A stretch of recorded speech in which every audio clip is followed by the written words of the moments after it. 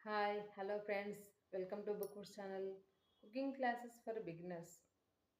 ఈ ప్లేలిస్ట్లో మనం ఈరోజు వంట నేర్చుకునే వాళ్ళు, కొత్తగా వంట చేసేవాళ్ళు ఫాస్ట్గా ఎలా చేయాలి, తొందరగా వంట ఎలా కంప్లీట్ చేసుకోవాలి. మనకి చాలా మంది లేడీస్కి కూడా ఇదే ప్రాబ్లం అనమాట. అంటే వన్ వంట అనేది అంటే వాళ్ళు ముందు ప్లాన్ చేసుకోరు. తర్వాత సరేలే చేద్దాంలే, మధ్యాహ్నం దాకా చేద్దాంలే, ఇప్పుడేముంది పిల్లల్ని పంపించేసి వాళ్ళకి చేసేసి మళ్ళీ మనం తర్వాత చేసుకుందాంలే అలా అనుకుంటుంటారు. అంటే మనకు డే అంతా కూడా అదే వంట పనిలోనే సరిపోతుంది. అలా కాకుండా మార్నింగే మీరు ఆఫ్టర్‌నూన్ చేసేవి గానీ, తర్వాత మార్నింగ్ పిల్లల కోసం చేసేవి గానీ, మార్నింగే మీరు తొందరగా చేసుకోవాలి. ఎలా ప్లాన్ చేసుకోవాలి. కొత్తగా చేసే వాళ్ళకి ఎక్కువ యూజ్ అవుతుంది ఈ వీడియో. తర్వాత మీరు ఆల్రెడీ ఎక్స్‌పీరియన్స్ ఉన్నా గూడా ఒకసారి చూడండి. మీకు కూడా యూజ్ అయ్యే టిప్స్ ఏమైనా ఉంటాయి ఖచ్చితంగా. ఒకసారి చూడండి. అయితే కొత్తగా వంట చేసేవాళ్ళు ఫాస్ట్‌గా చేయాలి. ఎవరైనా కూడా ఫాస్ట్‌గా వంట చేయాలి. కొత్తగా గానీ, పాతగా గానీ వచ్చిన వాళ్ళు కూడా ఫాస్ట్‌గా చేయాలంటే, మనం ఫస్ట్ మార్నింగ్ లేచిన తర్వాత కిచెన్‌లో వెళ్ళేదానికంటే ముందు మనం ఎనర్జిటిక్‌గా ఉండాలి. అంటే మన బాడీ అనేది మనకి సహకరించాలి. మనం చాలా ఎనర్జీగా ఉండాలి. మార్నింగ్ అవర్స్‌లో సిక్‌గా ఉంటే మనకి వంట అనేది త్వరగా పూర్తి కాదు. ఇది ఫస్ట్ ప్రిన్సిపల్. మనం చాలా గట్టిగా ఉండాలి. ఒకవేళ మనం గట్టిగా లేము, ఏమన్నా కొద్దిగా అంటే అన్‌ఈజీగా ఉంది అంటే, దానికి ఏదో టాబ్లెట్ వేసుకోవడమో, లేదంటే నిమ్మరసంలో కొద్దిగా ఉప్పు, చక్కెర వేసుకొని ఫస్ట్ తాగేసి ఒక 5 మినిట్స్ కూర్చోండి.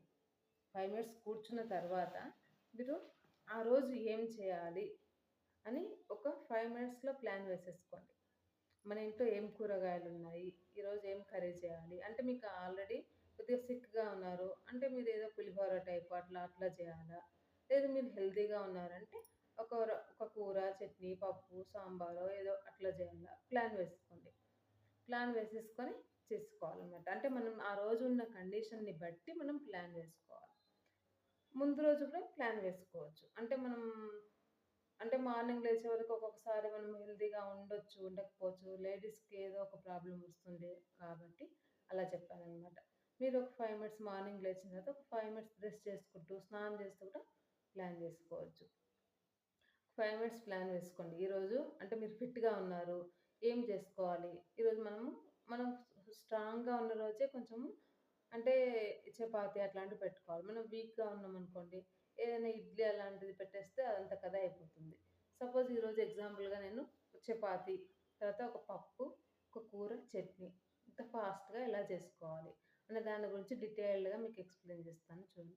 టమాటో చట్నీ, తర్వాత పాలకూర పప్పు గాని, తర్వాత బెండకాయ కర్రీనో, దొండకాయ కర్రీనో ఏదో ఒక కర్రీ ఎలా చేసుకోవాలి.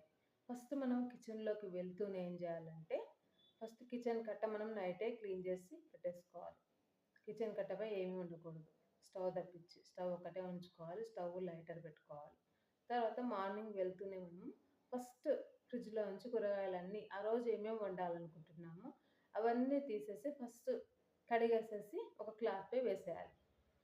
క్లాత్‌పై వేసేస్తే ఇప్పుడు బెండకాయలున్నాయి. అవి కొంచెము తుడిచేసి అట్లా వేసేస్తే అవి ఆరే వరకు టైం పడుతుంది.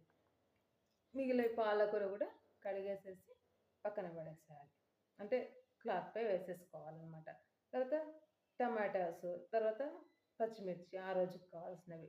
అట్లా మనం అన్నీ కడిగేసి క్లాత్‌పై వేసేస్తే వాటంతట అవే ఆడుతూ ఉంటాయి. ఈలోపు మనం ఏం జేయాలంటే స్టవ్ వెలిగించేసుకోవాలి. స్టవ్ వెలిగించేసి ఫస్ట్ ఒక సైడు వాటర్ పెట్టేసేయాలి. జస్ట్ కొన్ని ఒక 2 గ్లాసెస్ పెద్ద గ్లాసెస్ వాటర్ పెట్టేసుకోవాలి. తర్వాత మనము ఈ ఇంకొక స్టవ్ పై కుక్కర్ పెట్టేసేయాలి పప్పు కోసం. కుక్కర్ వస్తుంది. మీడియం ఫ్లేమ్‌లో కుక్కర్ ఎప్పుడు గూడా పప్పు చేసేటప్పుడు ఎప్పుడు గూడా స్టవ్ అనేది హై ఫ్లేమ్‌లో పెట్టకూడదు. పప్పు సరిగ్గా ఉడకదు. మీడియం ఫ్లేమ్‌లో పెట్టుకోవాలి. లేదు మీరు కడిగిన వెంటనే పెడుతున్నారు అంటే మామూలుగా అయితే పప్పు కడిగిన వెంటనే పెట్టకుండా ఒక 5 మినిట్స్ వదిలేసి పెడితే పప్పు అనేది మంచిగా ఉడుకుతుంది. లేదు మీకు టైం లేదు అనుకుంటే సిమ్‌లో పెట్టేయండి పూర్తిగా. పూర్తిగా సిమ్‌లో పెట్టేసి పప్పు కుక్కర్‌పై పెట్టేసుకోండి. ఒక 2, 3 మినిట్స్ తర్వాత మీడియం ఫ్లేమ్‌లో చేసుకోండి. అలా అయితే పప్పు మీకు మంచిగా ఉడుకుతుంది. ఇదొక టిప్ అనమాట. అట్లా పప్పు పెట్టేసేయండి. ఇంకొక స్టవ్ పై వాటర్ పెట్టేసుకున్నారు గదా! ఈలోపు బియ్యం కడిగి పెట్టేసేయండి.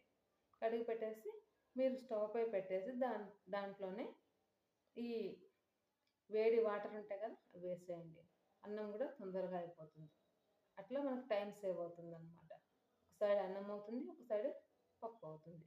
పప్పు కుక్కర్ వచ్చేలోపు మీరు టమాటా, తర్వాత మిర్చి రెడీ చేసుకోండి.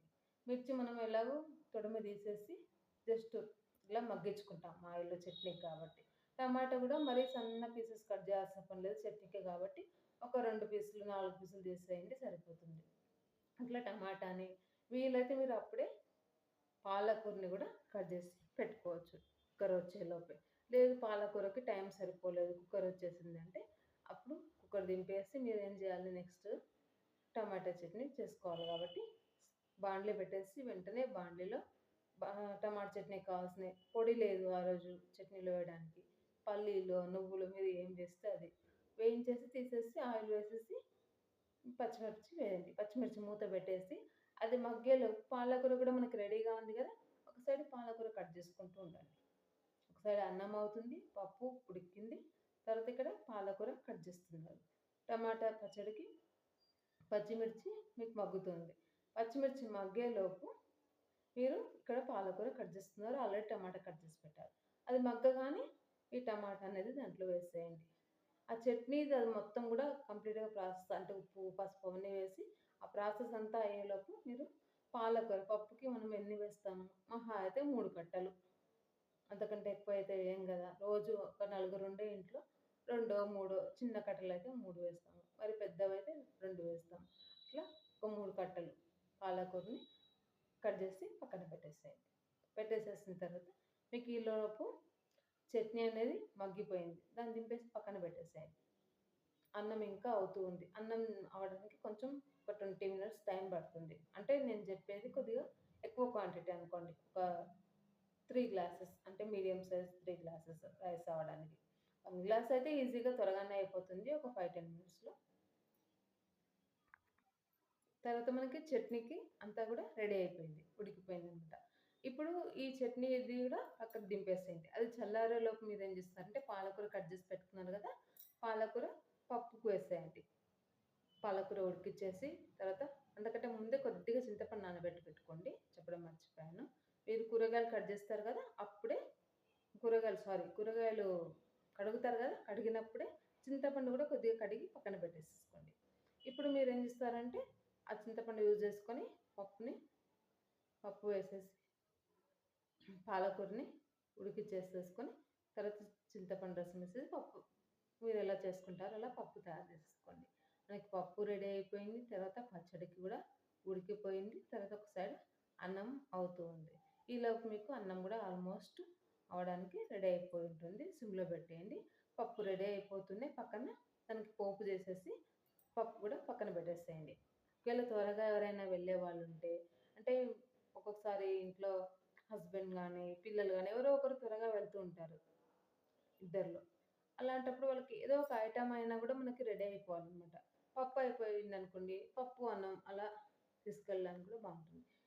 అయితే ఈ పప్పు, అన్నం అయితూ ఉంటేనే ఒక సైడ్ మీరు పాలకూర కట్ చేసి ముందుగా కట్ చేసుకున్నారు కదా! ఇప్పుడు పప్పు, అన్నం అయితూ ఉంటే మీకు టైం కొద్దిగా మిగులుతుంది. అప్పుడు కాస్త చపాతీ పిండి తడిపి పెట్టుకోండి.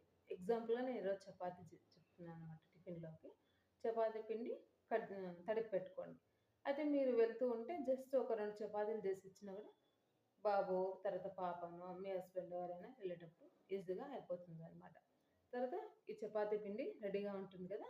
అది పక్కన పెట్టేసేసి అన్నం, పప్పు అయ్యేలోపు మీరు చపాతీ పిండి కూడా తడిపేసి పక్కన పెట్టేసుకోవాలి.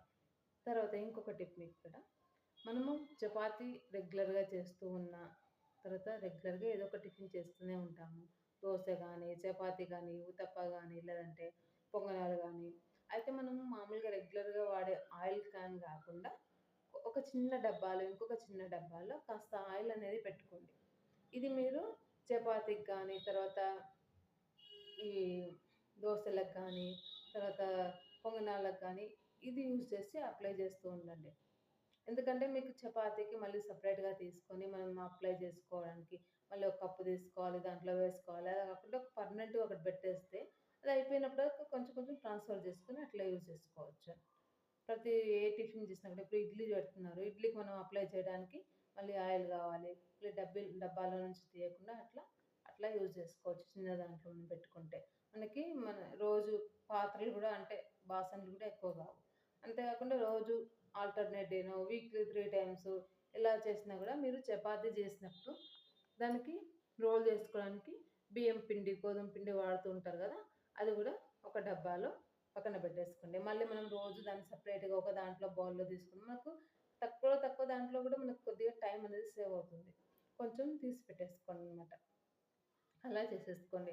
మనకిప్పుడు చట్నీ అయిపోయింది, పప్పు అయిపోయింది, తర్వాత అన్నము అయిపోయింది. చపాతీ పిండి రెడీగా ఉంది. నెక్స్ట్ మనకు మిగిలిందేంటి? ఒకటే కూర ఒకటి కావాలి, చపాతీ ఒకటి కావాలి. ఇప్పుడు పప్పు అవన్నీ అయిపోయిన తర్వాత స్టవ్ ఆఫ్ చేసేసి జస్ట్ మీరు ఈ బెండకాయో, దొండకాయో ఇప్పుడు చపాతీ కోసం ఈ కర్రీ అని కాదు.